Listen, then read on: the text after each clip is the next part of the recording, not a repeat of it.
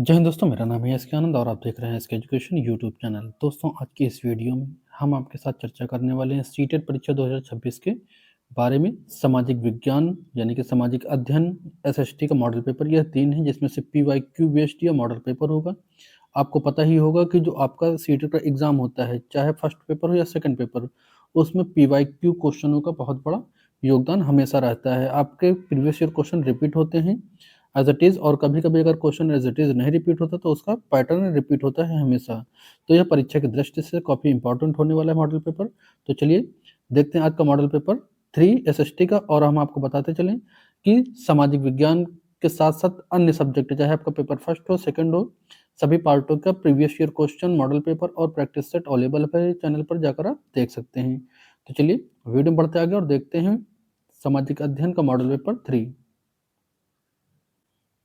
दोस्तों, जैसा कि आप सबको पता है कि सामाजिक विज्ञान के मॉडल पेपर में या आपका मेन पेपर में हमेशा कितने क्वेश्चन आते हैं? आपके 60 क्वेश्चन हमेशा आते हैं, ठीक है? पेपर सेकंड जो होता है, चाहे आपका मैथ साइंस वाला हो, चाहे आपका एसएसटी का हो, दोनों में 60-60 क्वेश्चन होते हैं। तो यहाँ पर हमने भाग फर्स्ट में यानी कि पार्ट 1 में हिस्ट्री लिया है, फिर जियोग्राफी, फिर आपका पॉलिटी, सिविक्स और 15 पेडागॉजी। तो ठीक है, 15-15 नंबर, 15-15 क्वेश्चन सभी पार्ट के होंगे। यहाँ पर पहला क्वेश्चन है हिस्ट्री से। मनसबदारी प्रणाली में जात और सवार क्या दर्शाते हैं? तो मनसबदारी जो प्रणाली थी, उसमें जो जात शब्द था और सवार शब्द था, ये क्या दर्शाते थे? क्या जात और वेतन और सवार पद था, या फिर जात, पद, वेतन, सवार सैन्य संख्या थी, या फिर ऑप्शन सी कह रहा है कि जात सैन्य संख्या और सवार वेतन था, या फिर ऑप्शन डी कह रहा है दोनों धार्मिक पद थे। तो इसका जवाब क्या हो जाएगा? तो देखिए, आपको करना क्या है, प्रत्येक प्रश्न का नीचे आप आंसर देते रहेंगे। जैसे आपका यह क्वेश्चन नंबर क्या है, फर्स्ट है, तो क्वेश्चन नंबर फर्स्ट का जो भी answer A, B, C, D जो भी हो, वो नीचे आप इतना लिख करके सेंड करते रहिए, ठीक है? और वीडियो कैसी लगी है वो भी आप बताते रहिएगा, ठीक है? तो यहाँ पर पहले क्वेश्चन का आंसर क्या हो जाएगा, ऑप्शन क्या हो जाएगा इसका? इसका सही जवाब जाएगा बेटा ऑप्शन बी, ठीक है? ऑप्शन बी क्या? ये जो जात और सवार था, ये जात, पद और वेतन तथा सवार सैन्य संख्या थी। यानी कि देखिए, जो आपका ये जात था, ये जात, ये क्या दर्शाता था? तो मनसबदारी प्रणाली में जात अधिकारी के व्यक्तिगत पद और वेतन को दर्शाता था, जबकि जो सवार था आपका, यह सवार, जो सवाल लिखा है, यह सवार बताता था कि उसमें कितने घुड़सवार सैनिक रहते हैं, ठीक है? तो आपका ऑप्शन बी यहाँ पर आपका हो जाएगा करेक्ट। तो व्याख्या पर भी ध्यान दीजिएगा, क्योंकि कभी-कभी जो है क्वेश्चन की लैंग्वेज चेंज करते हैं, लेकिन आंसर वही रहते हैं। नेक्स्ट क्वेश्चन है, अशोक के किस अभिलेख में कलिंग युद्ध का वर्णन मिलता है? ठीक है? तो किस में मिलता है अभिलेख? प्रथम अभिलेख में, 13वें अभिलेख में, 10वें शिलालेख में, या लुम्बिनी स्तंभ लेख में? तो देखिए, जो अशोक थे, इन्होंने स्तंभ लेख का जो है भारत में प्रचलन लाया था। यानी सबसे ज्यादा स्तंभ किसने लिखवाए हैं, स्तंभ लेख या शिलालेख? तो अशोक के द्वारा लिखवाए गए हैं, ठीक है? इन्होंने किस भाषा में प्राकृतिक और पाली भाषा का सर्वाधिक इन्होंने अपने शिलालेखों में वर्णन किया, यानी उस भाषा में लिखवाया गया है। प्राकृतिक में और पाली भाषा में इन्होंने जो है सर्वाधिक अभिलेख से शिलालेख लिखवाए हैं। अब यहाँ पर पूछा है कि कलिंग का युद्ध जो है वो किस शिलालेख में मिलता है, आपको ये बताना है, ठीक है? तो जल्दी जल्दी नीचे आप आंसर टाइप करते रहिए। तो बेटा इसका सही जवाब जाएगा आपका ये 13वां शिलालेख में था, ठीक है? 13वें शिलालेख में है। अशोक ने 13वें शिलालेख में कलिंग युद्ध की भयावहता को दर्शाया है, यानी कि अशोक के हृदय का परिवर्तन का वर्णन यहीं से मिलता है, ठीक है? अशोक का यह युद्ध जो कलिंग में हाथियों के लिए किया गया था, लगभग 306 ईसा पूर्व में, ठीक है? तो यहाँ पर इतना भयंकर युद्ध था कि यहीं से अशोक का हृदय परिवर्तित हो गया था, और इन्होंने धर्म, जो युद्ध नीति थी, उसको छोड़ करके धम्म नीति को अपनाया था, और जो आपका बौद्ध धर्म था उसको अपना लिया था इसके बाद, ठीक है? तो इन बातों का भी ध्यान रखेंगे। क्वेश्चन कई तरह से घुमा के पूछता है। अगला क्वेश्चन है क्वेश्चन नंबर 3, आदि ग्रंथ गुरु ग्रंथ साहिब, ठीक है? आदि ग्रंथ जो गुरु ग्रंथ का है, इसका संकलन किस सिख गुरु ने किया है? तो क्या गुरु अंगद देव ने किया है? ऑप्शन ए कह रहा है, बी कह रहा है गुरु, ऑप्शन ए है गुरु नानक देव, ऑप्शन बी है अंगद देव, ऑप्शन सी है गुरु अर्जुन देव, ऑप्शन डी है गुरु तेज बहादुर। तो आदि ग्रंथ या गुरु ग्रंथ साहिब का संकलन किस सिख गुरु ने किया है? तो बेटा इसका सही जवाब क्या जाएगा? सही जवाब जाएगा आपका ऑप्शन सी। क्या? ऑप्शन सी, यानी कि अर्जुन देव। देखिए, जो सिखों के पांचवें गुरु अर्जुन देव ने 1604 में, कब? 1604 में आदि ग्रंथ का संकलन किया था। ठीक है, अर्जुन देव ने 1604 ईस्वी में आदि आदि ग्रंथ का वर्ड जो है आदि ग्रंथ को लिखा था। ये किस नंबर के थे? तो ये पांचवें गुरु थे। ठीक है, सिख धर्म के। नेक्स्ट क्वेश्चन है, बंगाल विभाजन 1905 में वायसराय कौन था? यहाँ पर यह भी ध्यान दीजिएगा, कभी कभी क्वेश्चन पूछता है कि बंगाल विभाजन कब हुआ था, तो बंगाल विभाजन 1905 में हुआ था। अब ये पूछा है यहाँ पर कि किस वायसराय ने किया था। ठीक है, तो क्या लॉर्ड रिपन ने, लिटन ने, कर्जन ने या फिर मिंटो ने? तो सही जवाब यहाँ पे क्या जाएगा? सही जवाब बेटा जाएगा ऑप्शन, कौन सा जाएगा? ऑप्शन सी जाएगा। ठीक है, ऑप्शन सी, यानी कि लॉर्ड कर्जन। लॉर्ड कर्जन ने प्रशासनिक सुविधा का तर्क देते हुए 1905 में बंगाल विभाजन किया था, जिसका उद्देश्य राष्ट्रवाद को कमजोर करना था। जो कि आपका कौन कौन से, इधर आपका पूर्वी बंगाल रहा है। ठीक है, पूर्वी बंगाल, और इधर इधर क्या था? पश्चिमी बंगाल।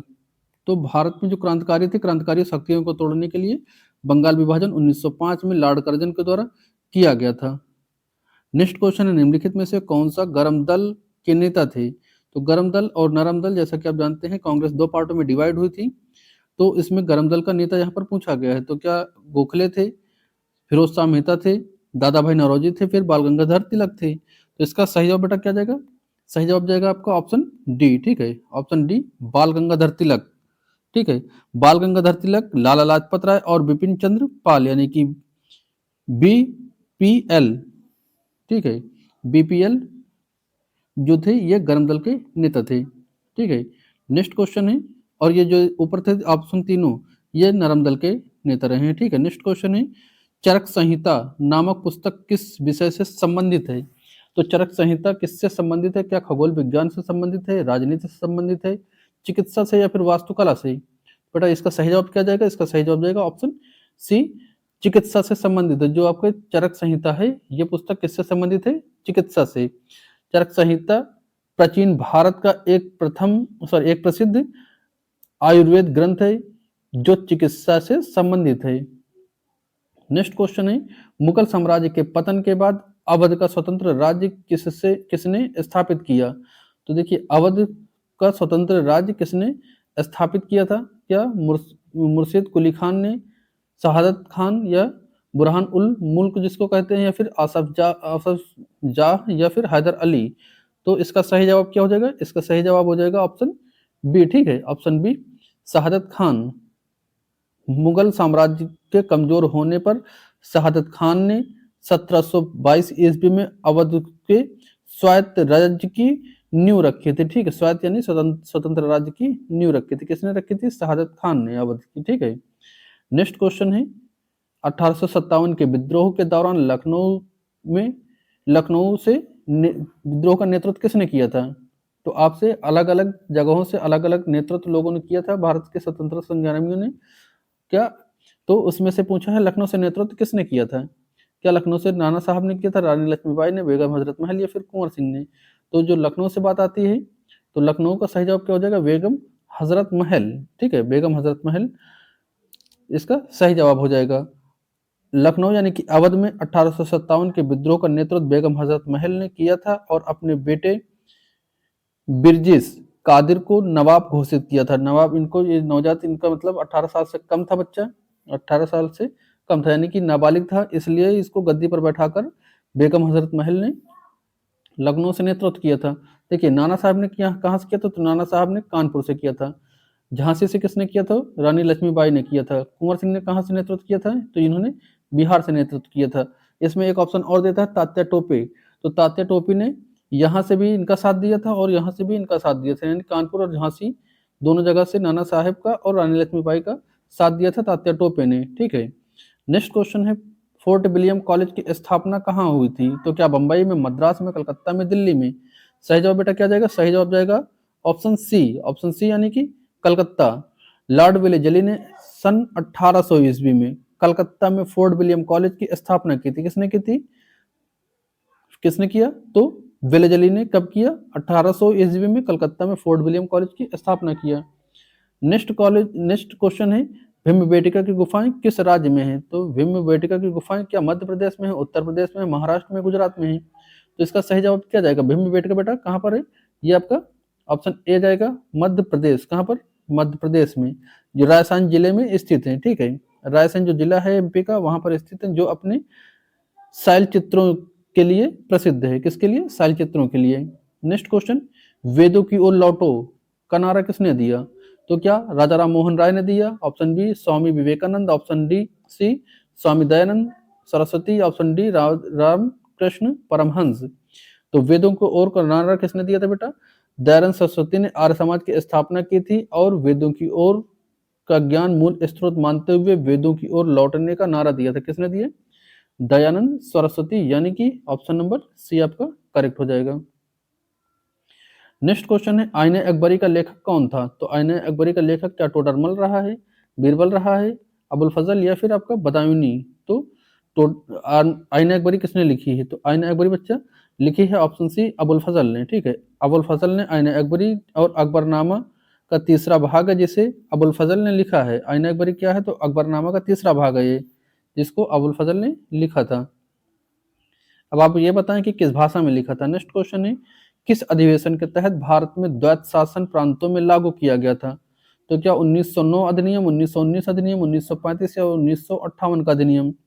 तो यहाँ पर सही जवाब बेटा क्या जाएगा? सही जवाब जाएगा ऑप्शन बी। ऑप्शन बी अर्थात आपका 1919 अधिनियम। ठीक है, 1919 का अधिनियम जो रहा है, यहीं से भारत में द्वैत शासन जो है लागू होता है। ठीक है, 1919 में भारत सरकार अधिनियम, जो इसको मैग्नीट्यूड मेन फोर्स सुधार कहा गया, इसमें द्वैत प्रांतों में द्वैत शासन जो लगाया जाना या शासन लागू किया गया था। अगला क्वेश्चन है क्वेश्चन नंबर आपका 14 है, हड़प्पा सभ्यता में गोदीवाड़ा के साक्ष्य कहाँ से मिले हैं? तो हड़प्पा सभ्यता में गोदीवाड़ा के साक्ष्य कहाँ से मिले? कालीबंगा से मिले, लोथल से, राखीगढ़ या फिर मोहन जोदड़ो? तो सही जवाब इसका क्या हो जाएगा बेटा? नीचे कमेंट करते रहिए। ठीक है, 14 का क्या हो जाएगा? जल्दी से नीचे कमेंट करते रहिए प्रत्येक प्रश्न का। तो बेटा इसका सही जवाब जाएगा, गुजरात के लोथल में एक ईंट से बना गोदीवाड़ा मिला जो समुद्री व्यापार का केंद्र था। तो इसका सही जवाब क्या हो जाएगा बेटा? इसका लोथल हो जाएगा। ठीक है, लोथल सही जवाब हो जाएगा, लोथल सही जवाब हो जाएगा यहाँ का। नेक्स्ट क्वेश्चन है, प्रार्थना समाज की स्थापना किसने की थी?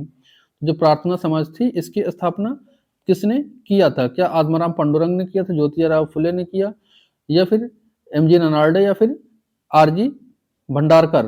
तो प्रार्थना समाज की स्थापना किसने किया? तो प्रार्थना समाज की स्थापना बच्चा किसने किया? आत्माराम पांडुरंग ने किया था। ठीक है, प्रार्थना समाज की स्थापना 1867 में मुंबई में आत्माराम पांडुरंग ने की थी। नेक्स्ट क्वेश्चन यहाँ से शुरू होता है आपको पार्ट 2 भूगोल। ठीक है, पार्ट 2 यानी कि भूगोल यहाँ से शुरू होता है, जियोग्राफी। 16 नंबर क्वेश्चन है यहाँ का। ठीक है, मॉडल पेपर का 16 नंबर क्वेश्चन है, पृथ्वी के वायुमंडल में सबसे अधिक पाई जाने वाली गैस कौन सी है? तो क्या ऑक्सीजन है, कार्बन डाइऑक्साइड है, नाइट्रोजन है, या फिर आर्गन है? तो काफी आसान सा सवाल यहाँ पर है बच्चा, बहुत आसान है। ठीक है, तो इसका सही जवाब क्या हो जाएगा? सर्वाधिक कौन सी पाई जाती है? नाइट्रोजन। नाइट्रोजन जो है वायुमंडल में कितने प्रतिशत पाई जाती है? तो लगभग 78%। ठीक है, नाइट्रोजन 78% पाई जाती है। दूसरे नंबर पर आती है आपकी ऑक्सीजन जो कि 21% पाई जाती है, और अन्य जो है टोटल 1% अन्य गैसें पाई जाती हैं, जिसमें आपका कार्बन डाइऑक्साइड हो गया, आर्गन हो गया, नियॉन हो गया, हीलियम हो गया, सभी पाई जाती हैं। ठीक है, देखिए 17 नंबर क्वेश्चन है। 17 नंबर क्वेश्चन कह रहा है, सुनामी शब्द किस भाषा से लिया गया है? तो क्या चीनी से लिया गया, जापानी से लिया गया, अरबी से लिया गया, फ्रेंच से लिया गया? तो बेटा जो सुनामी है, सुनामी किस भाषा का शब्द है आपको ये बताना था। तो सुनामी जो है बेटा, वो जो है जापानी भाषा का शब्द है। किसका? जापानी भाषा का शब्द है, यानी कि ऑप्शन नंबर आपका बी सही हो जाएगा, जिसका अर्थ बंदरगाह की लहरें होता है। ठीक है, सुनामी का मतलब क्या होता है? बंदरगाह की लहरें। नेक्स्ट क्वेश्चन है, भारत में कर्क रेखा कितने राज्यों से होकर गुजरती है? तो काफी आसान सा सवाल है, क्या ये 6, 7, 8, 9 या फिर 6? तो कितने राज्यों से होकर के गुजरती है? सही जवाब बेटा हो जाएगा आपका ऑप्शन बी 8। ठीक है, 8 राज्यों से होकर के कर्क रेखा गुजरती है, जो कि गुजरात, राजस्थान, मध्य प्रदेश, छत्तीसगढ़, झारखंड, पश्चिम बंगाल, त्रिपुरा और मिजोरम, इन 8 राज्यों से कर्क रेखा गुजरती है, ठीक है। और कर्क रेखा को कौन कौन सी नदियां काटती हैं? तो कर्क रेखा को माही नदी काटती है। कहाँ कहाँ पे काटती है? तो पहले ये एमपी में काटती है एक बार, और एक बार काटती है आपका गुजरात में, ठीक है। एक बार एमपी और एक बार गुजरात में जो है कर्क रेखा को माही नदी काटती है जो है भारत में। नेक्स्ट क्वेश्चन है, विश्व जल दिवस कब मनाया जाता है? विश्व जल दिवस कब मनाया जाता है? तो क्या 22 मार्च को, 22 अप्रैल को, 22 जून को, या फिर 22 मार्च, 22 अप्रैल, 5 जून या 1 दिसंबर? तो विश्व जल दिवस कब मनाया जाता है? सही जवाब बच्चा जाएगा यहाँ पर ए, यानी कि आपका 22 मार्च को विश्व जल दिवस मनाया जाता है। विश्व जल दिवस कब मनाया जाता है? 22 मार्च को। 22 अप्रैल को क्या मनाते हैं? मृदा दिवस। क्या मनाते हैं? मृदा दिवस मनाते हैं। 5 जून को विश्व पर्यावरण दिवस मनाते हैं, और 1 दिसंबर को क्या मनाते हैं? तो विश्व एड्स दिवस मनाते हैं। नेक्स्ट क्वेश्चन है, निम्नलिखित में से कौन सा एक ब्लॉक पर्वत का उदाहरण है? तो ब्लॉक पर्वत का उदाहरण क्या है? क्या जो हिमालय है, आल्प्स है, वायसेज है, या फिर यूरॉल है? तो इसका सही जवाब क्या जाएगा? ऑप्शन इसका क्या सही हो जाएगा? जल्दी जल्दी नीचे कमेंट करिए, ठीक है। सही जवाब हो जाएगा बच्चा ऑप्शन कौन सा? सी, ठीक है। ऑप्शन सी, यानी कि वास लेज। वास लेज जो है ये ब्लॉक पर्वत का उदाहरण है, ठीक है। जब पृथ्वी की परत में दरारें पड़ती हैं और एक हिस्सा ऊपर उठ जाता है तो ब्लॉक पर्वत जैसे वायसेज बनता है, और हिमालय वलित पर्वत है, ठीक है। जो हिमालय क्या है? वलित पर्वत है। ऑप्शन सी यहाँ का सही जवाब होगा। नेक्स्ट क्वेश्चन है, भारत का एकमात्र सक्रिय ज्वालामुखी कहाँ पर स्थित है? तो कहाँ पर है और इसका नाम क्या है, आप ये बताएं। तो क्या अंडमान में स्थित है, लक्षद्वीप में, मिनिकॉय में, या फिर पवन में? तो कहाँ पर स्थित है भारत का एक सक्रिय ज्वालामुखी? तो इसका सही जवाब क्या जाएगा? सही जवाब बेटा जाएगा ऑप्शन बी, अंडमान और निकोबार द्वीप समूह यानी कि बैरन द्वीप में स्थित है, ठीक है। नेक्स्ट क्वेश्चन कि लेटराइट मिट्टी का निर्माण किस प्रक्रिया से होता है? लेटराइट मिट्टी का जो निर्माण होता है ये किस प्रक्रिया से होता है? तो क्या ऑप्शन ए कह रहा है निरपेक्ष, ऑप्शन बी अपर्दन, ऑप्शन सी ब्लीचिंग, या फिर ऑप्शन डी है ज्वालामुखी विस्फोट से? तो लेटराइट मिट्टी का निर्माण बेटा जो होता है वो ऑप्शन सी हो जाएगा, लीचिंग। लीचिंग से होता है, ठीक है। लेटराइट मिट्टी भारी वर्षा वाले क्षेत्र में लीचिंग यानी कि निछालन के कारण बनती है, जिसमें ऊपर उपजाऊ सतह बह जाती है, ठीक है। ऊपर जो उपजाऊ सतह होती है ऊपर वाली ये बह जाती है। नेक्स्ट क्वेश्चन है, कौन सी नदी दक्षिण गंगा के नाम से जानी जाती है? कौन सी नदी इसमें से है जो दक्षिण गंगा के नाम से जानी जाती है?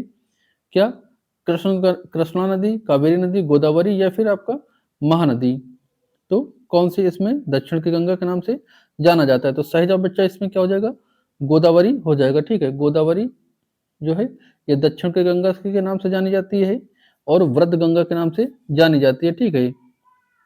दक्षिण की गंगा पूछे या वृद्ध गंगा पूछे तो क्या बताएंगे आप? गोदावरी बताएंगे। भारत की सबसे लंबी नदी पूछे तो क्या बताएंगे आप? भारत की सबसे लंबी नदी हो जाएगी आपकी गंगा नदी, जिसकी लंबाई कितनी है?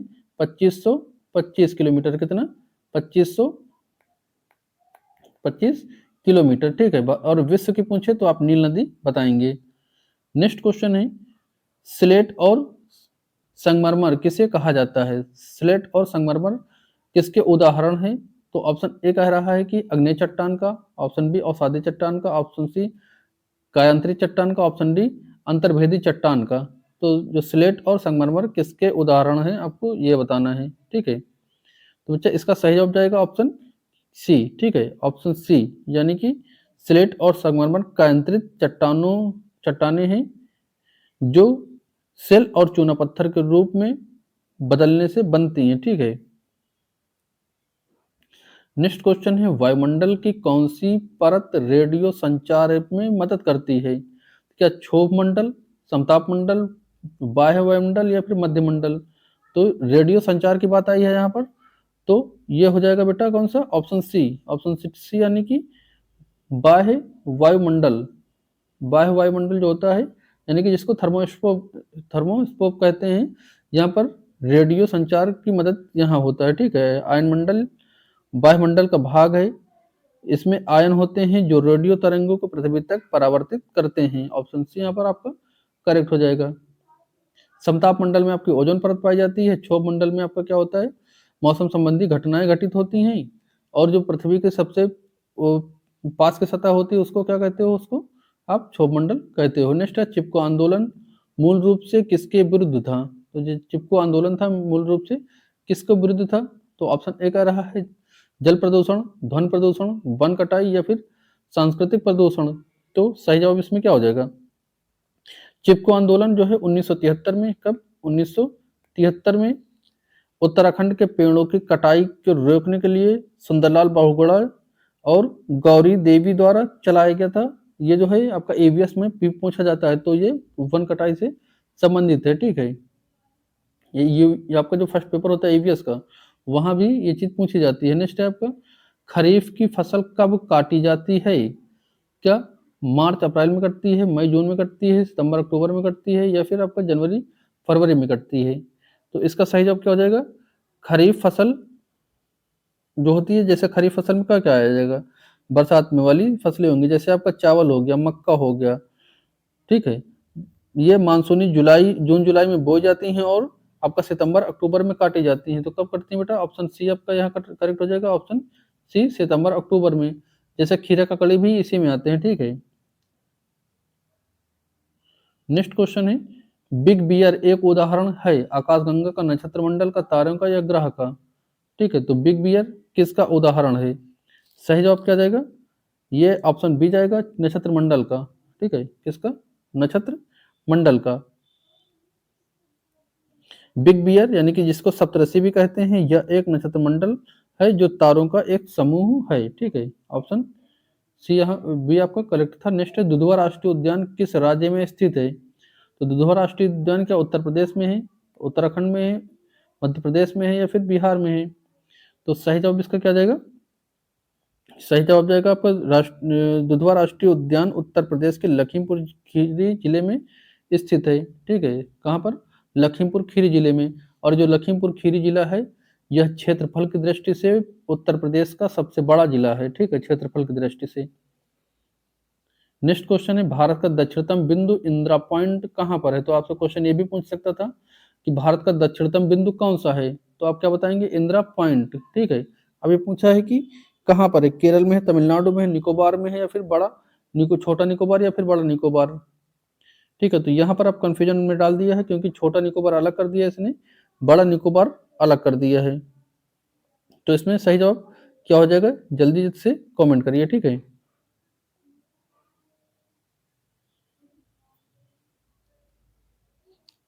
तो इसका सही जवाब क्या बनेगा,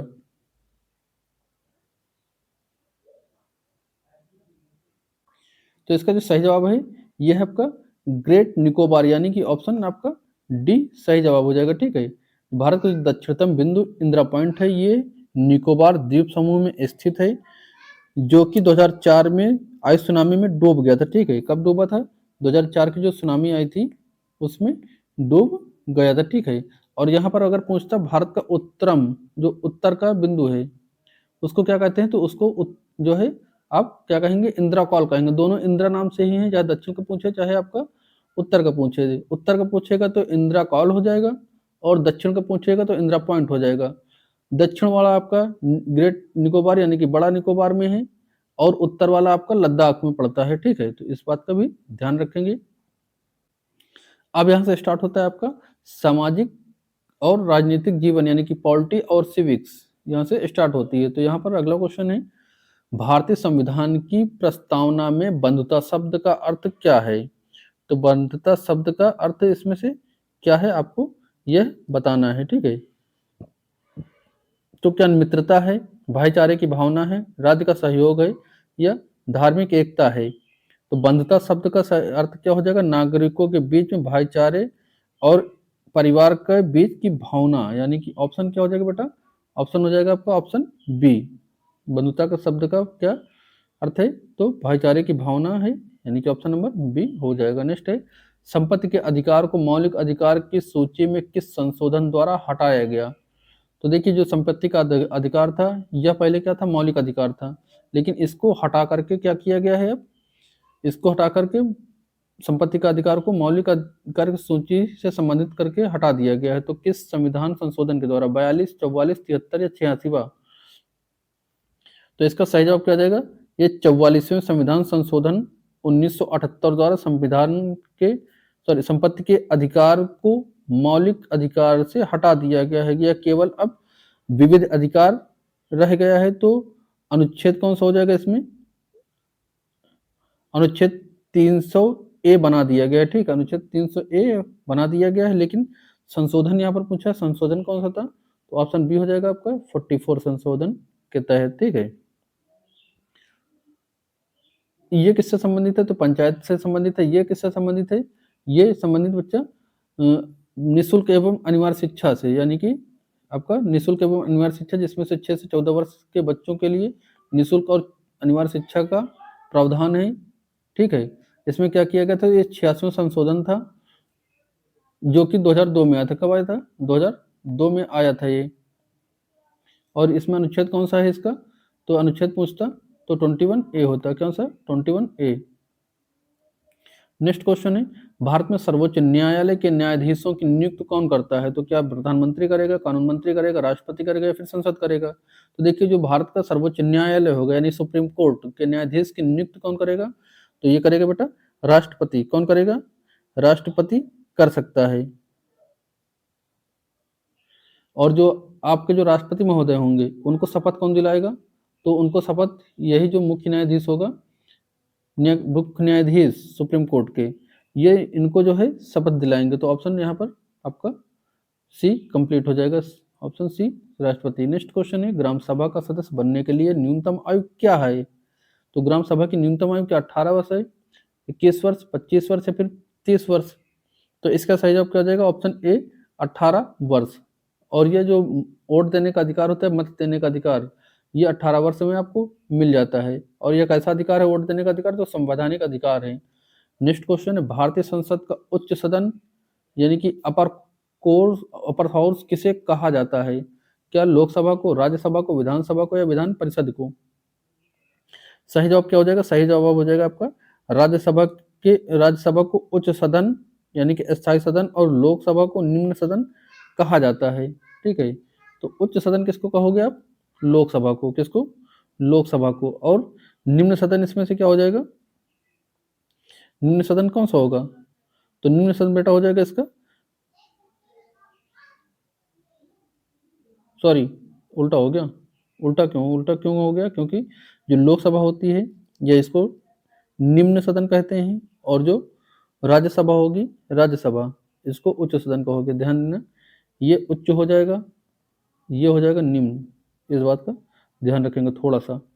नेक्स्ट क्वेश्चन है 36 नंबर, भारत का कौन सा अनुच्छेद जीवन और व्यक्तिगत स्वतंत्रता के संरक्षण में संबंधित है, अनुच्छेद 19, 20, 21 या 22? तो सही जवाब बेटा यहाँ पे जाएगा option number C, option C यानी कि अनुच्छेद 21, ठीक है, अनुच्छेद 21 जो है ये आपका जीवन और व्यक्तिगत स्वतंत्रता का संरक्षण से संबंधित है।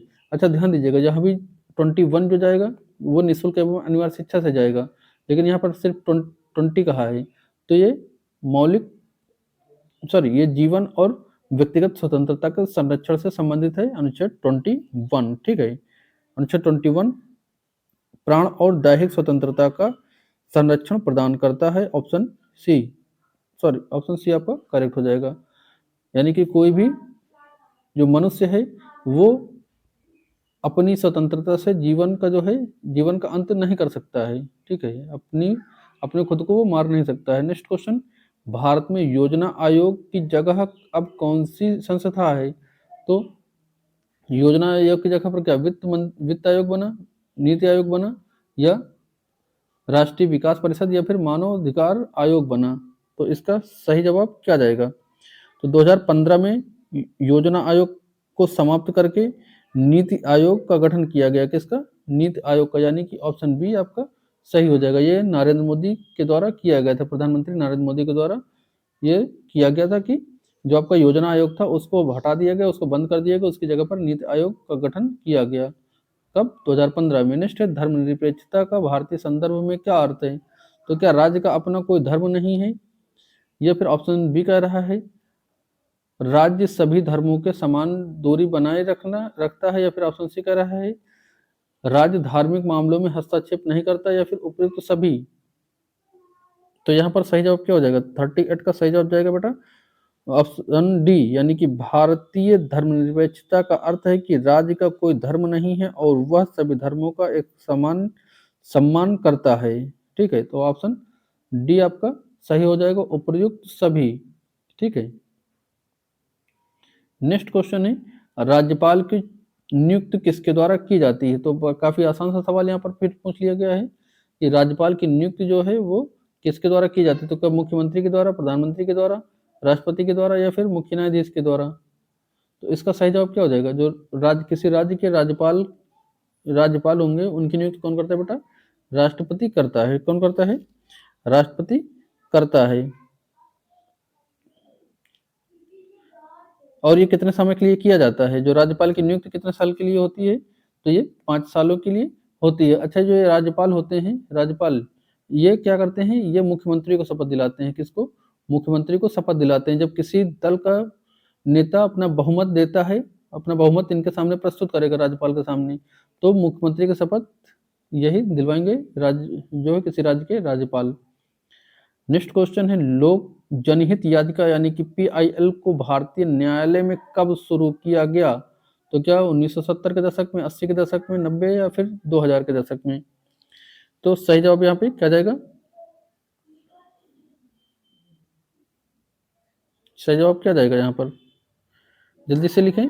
तो इसमें सही जवाब हो जाएगा बेटा 40 का बी जाएगा। ठीक है, क्यों 40 का बी? यानी कि 80 के दशक में, 1980 के दशक में। ठीक है, भारत में पीआईएल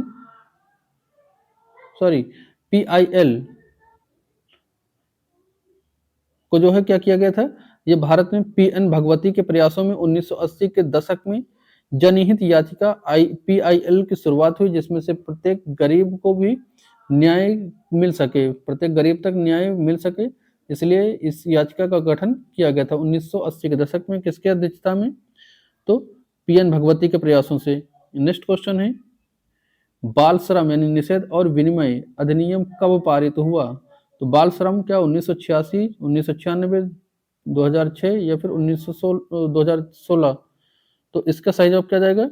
बाल श्रम को रोकने और विनिमय करने के लिए यह अधिनियम 1986 में पारित हुआ, यानी कि ऑप्शन आपका ए आपका करेक्ट हो जाएगा।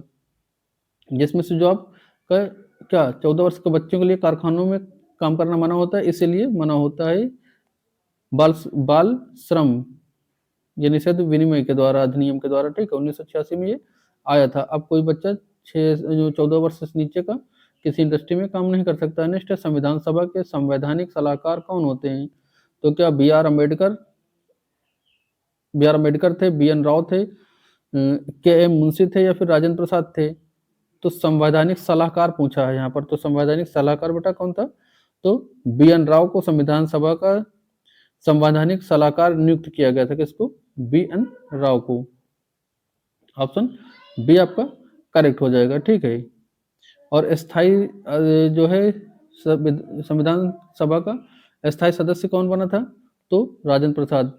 और संविधान किसके द्वारा बनाया गया, किसके सलाह से? तो ये बी आर अम्बेडकर। ठीक है, नेक्स्ट क्वेश्चन है न्यायपालिका के सदस्य होने के लिए न्यूनतम आयु क्या होनी चाहिए? तो न्यायपालिका के लिए 18 वर्ष, 21 वर्ष, 25 वर्ष या फिर 30 वर्ष? तो सही जवाब इसका क्या जाएगा? सही जवाब जाएगा आपका ऑप्शन बी, यानी कि 21 वर्ष। ठीक है, स्थानीय निकायों में जैसे पंचायत होगा, नगर पालिका होगा, चुनाव लड़ने के लिए 21 वर्ष की आयु होना चाहिए। ठीक है, अच्छा राष्ट्रपति की अगर आप आयु पूछ लेते तो क्या बताते आप राष्ट्रपति की? तो आप क्या बताते? 35। क्या बताते यहाँ पर? 35। यहाँ पर 35 होता तब। और आपका जो सांसद के लिए या जैसे विधानसभा हो गए, लोकसभा के इलेक्शन लड़ने के लिए क्या होता है? 25 लगाते तब आप।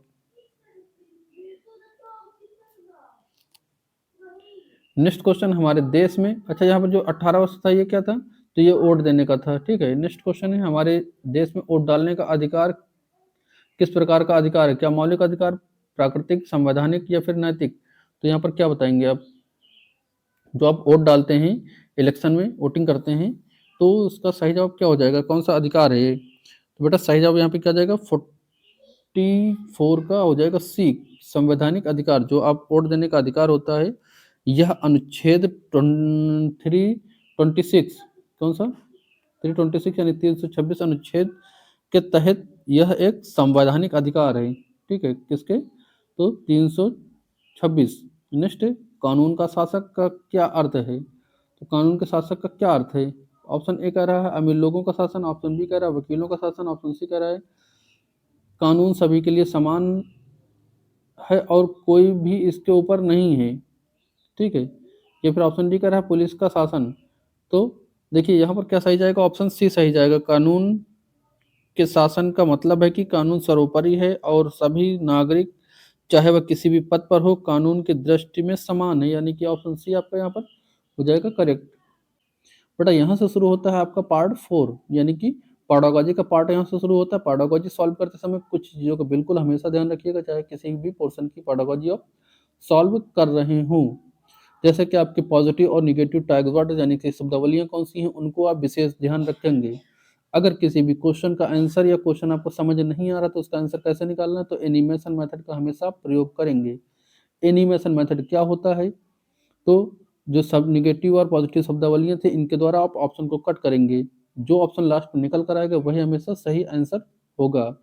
और बच्चे को किसी भी विकल्प में आप कष्ट नहीं देंगे। अगर किसी भी विकल्प में बच्चे को कष्ट देंगे तो एग्जामिनर सीधा आपके नंबर काटेगा। बच्चा भगवान है, उसको ज़्यादा से ज़्यादा उसके क्रिएटिविटी के द्वारा उस बच्चा खुद से सीखे, इस बात का ध्यान रखना है। तो इन चीज़ों का ध्यान रखकर अगर पेडागोजी आप सॉल्व करेंगे तो आराम से आप सही उत्तर तक पहुंच पाएंगे। तो यहाँ पर पहला क्वेश्चन है पेडागोजी का, सामाजिक विज्ञान में आलोचनात्मक चिंतन यानी कि क्रिटिकल थिंकिंग विकसित करने के लिए कौन सा प्रश्न सबसे उपयुक्त है? ठीक है, तो कौन सा विकल्प इसमें से सबसे उपयुक्त होगा क्रिटिकल थिंकिंग विकसित करने के लिए? ठीक है, तो भारत की राजधानी क्या है? Option A, option B Panipat का प्रथम युद्ध कब हुआ था, ऑप्शन सी अगर भारत में नदियां सूख जाएं तो क्या होगा, अपने विचार लिखें, या फिर ऑप्शन डी ताजमहल कहाँ है? तो देखिए क्रिटिकल थिंकिंग क्या होती है? ऐसा प्रश्न पूछना बच्चों से जिसके कई सारे जवाब निकल कर आए, यानी कि प्रत्येक बच्चा अपनी जो है थिंकिंग के द्वारा जवाब दे पाए। तो उस तरह के क्वेश्चन पूछे जाते हैं, रटे रटाए नहीं। तो यानी कि भारत की राजधानी क्या है? तो ये एक रटा रटाया, इसका आंसर हो जाएगा आपका दिल्ली। ठीक है, पानीपत का युद्ध कब हुआ? तो एज इट इज आप जो चीज रट रखे हैं वो बताएंगे। ताजमहल कहाँ है? तो एज इट इज जो आपने रट रखा वो बताएंगे आप। लेकिन जब आपसे क्वेश्चन यह पूछा जाएगा बच्चों से कि भारत में नदियां सूख जाएं तो क्या होगा, तो प्रत्येक बच्चा अपनी जो है थिंकिंग का प्रयोग करेगा, अपने दिमाग का प्रयोग करेगा और प्रत्येक बच्चा अपने अपने अलग अलग विचार लिखेगा। तो ये क्या हो जाएगा? जो क्रिटिकल थिंकिंग को डेवलपमेंट करने का ये सही क्वेश्चन होगा। ऑप्शन सी यहाँ पर हो जाएगा आपका करेक्ट। ठीक है, नेक्स्ट क्वेश्चन है, एक शिक्षक इतिहास पढ़ाते समय समय रेखा का उपयोग क्यों करता है? तो क्या कक्षा को सुंदर बनाने के लिए? तो बिल्कुल नहीं, कक्षा को सुंदर बनाने के लिए, टाइम पास के लिए, मनोरंजन के लिए कभी कोई चीज़ पढ़ाई नहीं जाती है। या किसी का समय बचाने के लिए, बच्चे को परेशान करने के लिए, ऐसा कुछ नहीं होता है। ठीक है, तो सुंदर कक्षा को सुंदर बनाने का कोई मतलब नहीं होता। घटना के कालक्रम और उनके बीच के संबंध को समझने के लिए। तो देखिए ये आपका ऑप्शन सही हो जाएगा। जो समय रेखा होता है इसका उपयोग क्यों करता है? तो घटना के कालक्रम और उनके बीच संबंध समझाने के लिए एक टीचर जो है प्रयोग करता है। क्या चीज़ है? इतिहास को पढ़ाते समय समय समय रेखा का प्रयोग करता है। ऑप्शन सी इसने मनोरंजन कहा था तो ये भी गलत हो जाएगा। ब्लैक बोर्ड भरने के लिए तो ये भी आपका गलत हो जाएगा। नेक्स्ट क्वेश्चन, एनसीएफ 2005 के अनुसार सामाजिक विज्ञान का पाठ्यक्रम कैसा नहीं होना चाहिए? तो यहाँ पर क्या पूछा बेटा? कैसा नहीं होना चाहिए? तो जब कोई चीज़ पूछे कि निगेटिव वे में, तो सबसे पहले क्या करें? उसको अंडरलाइन करें। अंडरलाइन करने के बाद क्या करेंगे कि जो चीज़ सही तरीका नहीं होगा, यानी कि जो चीज़ गलत होगी वही यहाँ का सही आंसर होगा। यानी कि नहीं पूछा तो नहीं, क्या है कि रटने पर आधारित होना चाहिए, गतिविधि आधारित होना चाहिए, लचीला या फिर स्थायी संदर्भों से जुड़ा होना चाहिए। तो नहीं होना चाहिए पूछा है तो रटने वाला नहीं होना चाहिए, यानी कि ऑप्शन ए यहाँ पर करेक्ट हो जाएगा। और क्या होना चाहिए? तो एनसीएफ 2005 कहता है कि जो आपका सामाजिक अध्ययन का पाठ्यक्रम होगा वो गतिविधि आधारित होना चाहिए, और कैसा? लचीला होना चाहिए, और कैसा होना चाहिए? तो स्थानीय संदर्भों से जुड़ा हुआ होना चाहिए। लेकिन रटने पर आधारित नहीं होना चाहिए, और यही पूछा था कि कौन सा नहीं होना चाहिए। नेक्स्ट क्वेश्चन है, द्वितीयक स्रोत का उदाहरण क्या है? तो द्वितीयक स्रोत का उदाहरण क्या जो है, अशोक के शिलालेख हैं, गांधी जी के पत्र हैं, 1857 के विद्रोह पर एक आधुनिक इतिहासकार द्वारा लिखी गई पुस्तक है, या फिर हड़प्पा की मोहरें हैं। तो इसका सही जवाब क्या जाएगा? तो ध्यान दीजिएगा, जो प्राथमिक स्रोत वे होते हैं, पहले आप जानिए कि जो प्राथमिक हमेशा पूछता है प्राथमिक और द्वितीयक होते क्या हैं। तो यहाँ पर द्वितीयक का उदाहरण पूछा, लेकिन आप जानिए प्राथमिक क्या होते हैं और द्वितीयक क्या होते हैं।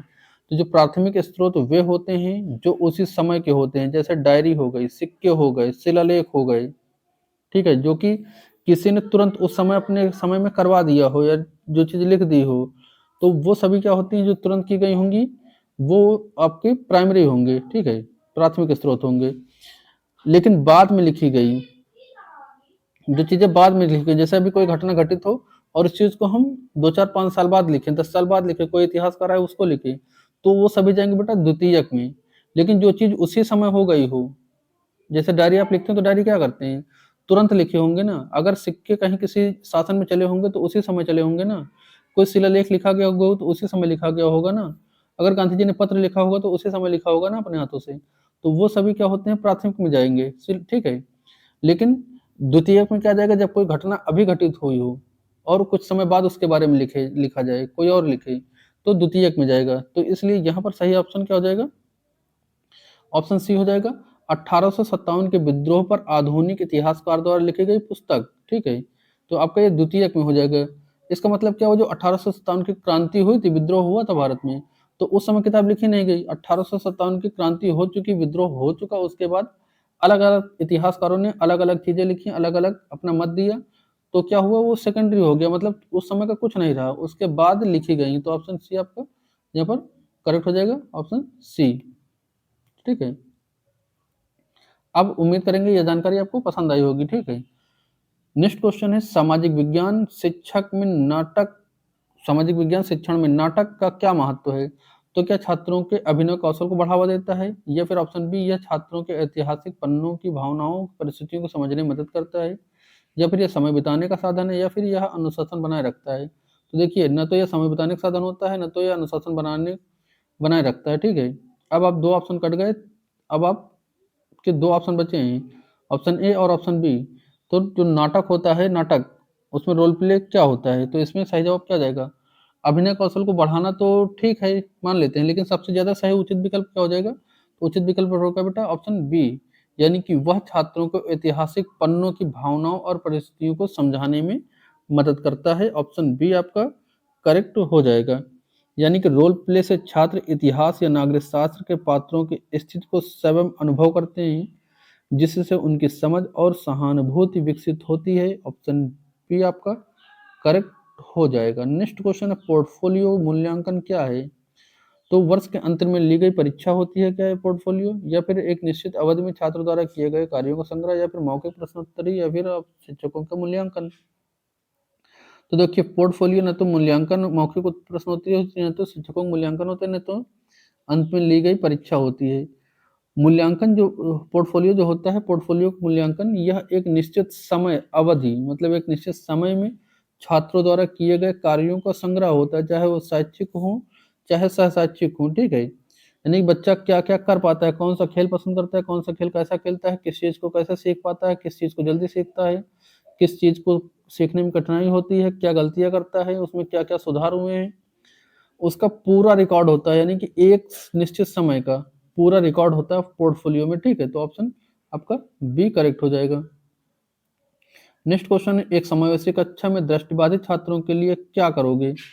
यानी कि आप मान लो एक आप टीचर हैं, दृष्टिबाधित बच्चे हैं, समावेशी कक्षा चल रही है जिसमें दृष्टिबाधित बच्चे भी शामिल हैं, तो उनके लिए आप क्या करेंगे, या उन्हें कक्षा से बाहर भेज देंगे? तो यह आप कदम कभी नहीं उठाएंगे, एक टीचर ये कदम कभी नहीं उठा सकता, ना तो किसी बच्चे को बाहर भेज सकता है, न ही क्लास में बैठने से मना कर सकता है, न ही उनको पढ़ने से मना कर सकता है, ठीक है, न ही उनको अनसुना कर सकता है, न ही उनका जो है अवहेलना करेगा, न ही उनका सम्मान जो है असम्मानित करेगा, ठीक है।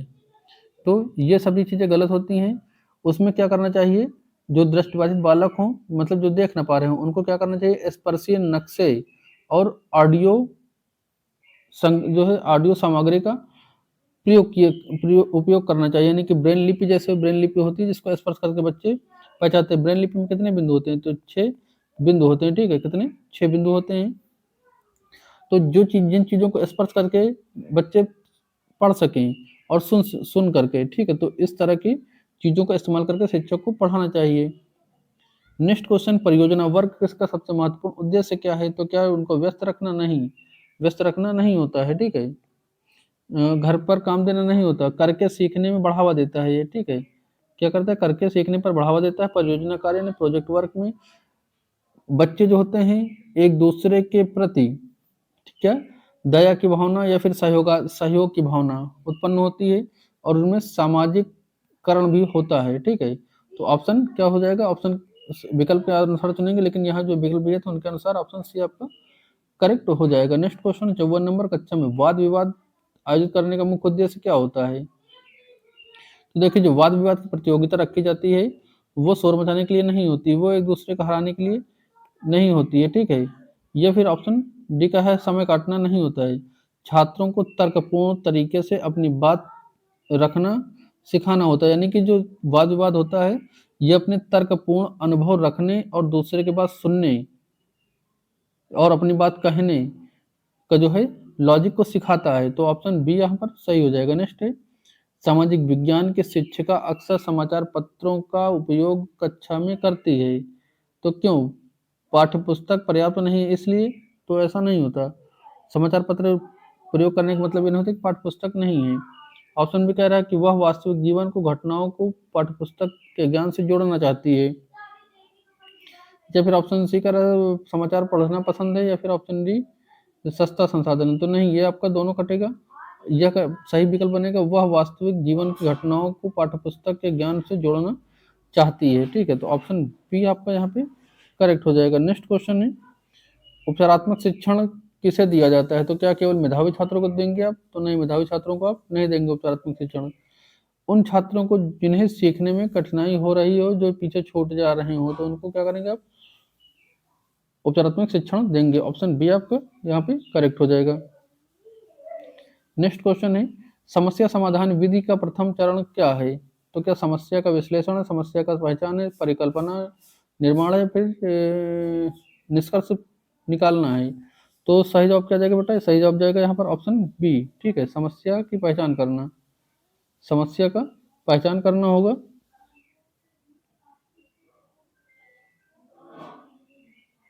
नेक्स्ट क्वेश्चन है, सामाजिक विज्ञान में मूल शिक्षा क्यों आवश्यक है, तो परीक्षा पास करने के लिए, या फिर छात्रों के मानवीय और लोकांतरिक मूल्यों को विकास करने के लिए, या फिर धार्मिक शिक्षा के लिए, या फिर नियम रटाने के लिए।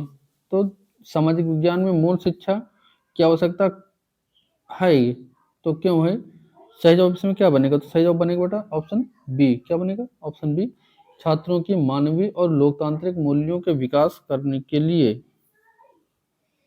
नेक्स्ट क्वेश्चन है,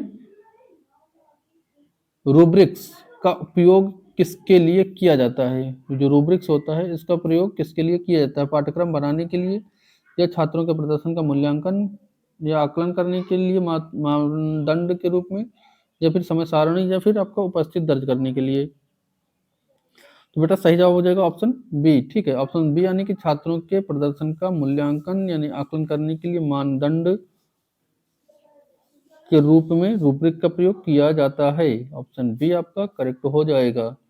नेक्स्ट क्वेश्चन है, कह रहा है कि भूगोल पढ़ाते समय ग्लोब के बजाय मानचित्र मानचित्र का प्रयोग कब बेहतर होगा, तो इसका जो सही जवाब हो जाएगा क्या हो जाएगा, ऑप्शन ए इसमें कहा है कि जब, ऑप्शन देखिएगा, जब हमें पूरी पृथ्वी का अध्ययन करना हो, या फिर ऑप्शन बी है इसमें, ऑप्शन बी इसमें शो नहीं कर रहा, हम बता रहे हैं वो सुनिएगा, जब हमें पृथ्वी के किसी छोटे हिस्से जैसे एक देश या शहर का विस्तृत अध्ययन करना हो, या फिर जब हमें दिन रात समझना हो, या फिर ऑप्शन डी कह रहा है जब हमें पृथ्वी का घूर्णन समझना हो। तो ग्लोब के बजाय मानचित्र का उपयोग कब करना बेटर होगा, इसका जवाब क्या करेंगे आप, इस क्वेश्चन का जवाब आप देंगे कि भूगोल पढ़ाते समय ग्लोब की बजाय मानचित्र का प्रयोग कब करना बेटर होगा? तो इस क्वेश्चन का जवाब आप देंगे, जल्दी बताएं क्या होगा इसका सही जवाब। तो सही जवाब हो जाएगा option B. Option B, globe पूरी पृथ्वी का मॉडल है, लेकिन किसी छोटे क्षेत्र यानी कि गांव, शहर, राज्य का बारीकी से अध्ययन करने के लिए मानचित्र का प्रयोग किया जाता है। तो बच्चा ये थे आपके टोटल 60 प्रश्न, ठीक है। एसएसटी के 60 प्रश्न, मॉडल पेपर था ये तीसरा। अब इन 60 प्रश्नों में से आपने कितने सही विकल्प दिए, कितने सही उत्तर दिए, आप नीचे कमेंट करें। और वीडियो आपको कैसी लगी, जानकारी पसंद आई हो तो उसके बारे में नीचे कमेंट करिएगा, सजेशन अपना। ना पसंद आई तो उसके बारे में, क्या कमियां रह गई हैं, अगर नहीं समझ में आई तो वो बताइएगा। और अन्य प्रैक्टिस सेशन देखने के लिए चैनल को सब्सक्राइब करिएगा। मिलते हैं नेक्स्ट मॉडल पेपर के साथ, तब तक के लिए जय हिंद।